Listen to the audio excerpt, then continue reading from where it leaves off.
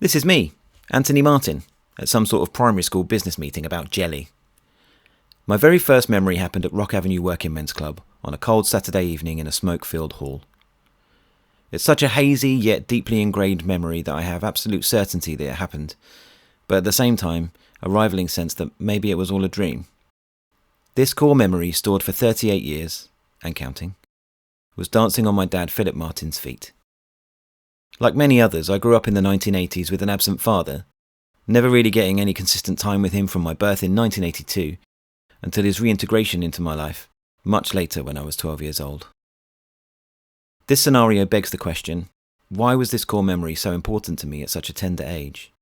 It was as if, even at only 4 years old, the undeveloped synapses in my infant brain were telling me that this doesn't happen very often. It's important. Remember this.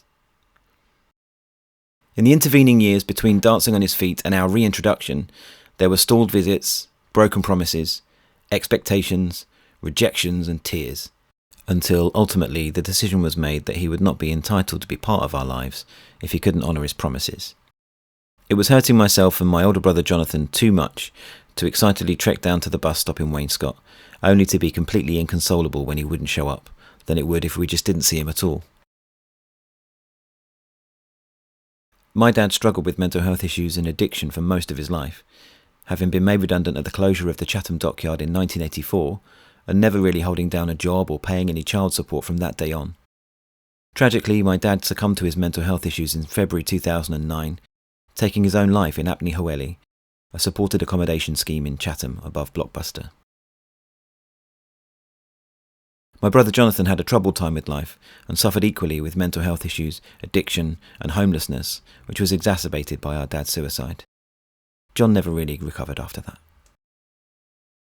Jonathan and I were estranged for 10 years, but were reconnected by Liz and Darren Shaw from One Big Family, an incredible homeless charity in the Medway Towns. Sadly, Jonathan suffered a brain hemorrhage and died on the 3rd of April 2019.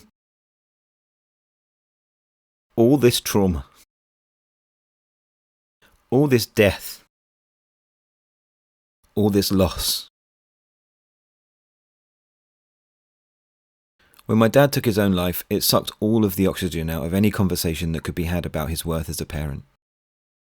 It doesn't seem fair to criticise the behaviours of someone who struggled so hard that they felt like they couldn't carry on. But I deserved better. Jonathan deserved better.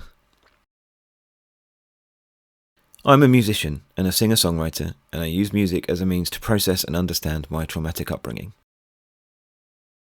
It has proved to be the most incredible saviour you could imagine. There, but for the grace of God, go I. I've spent 8 months writing and recording a song for release this Father's Day weekend in solidarity with those of us, and we are legion, that grew up with an absent father. It gets easier. It's my way. Every day, I take darkness and turn it to light.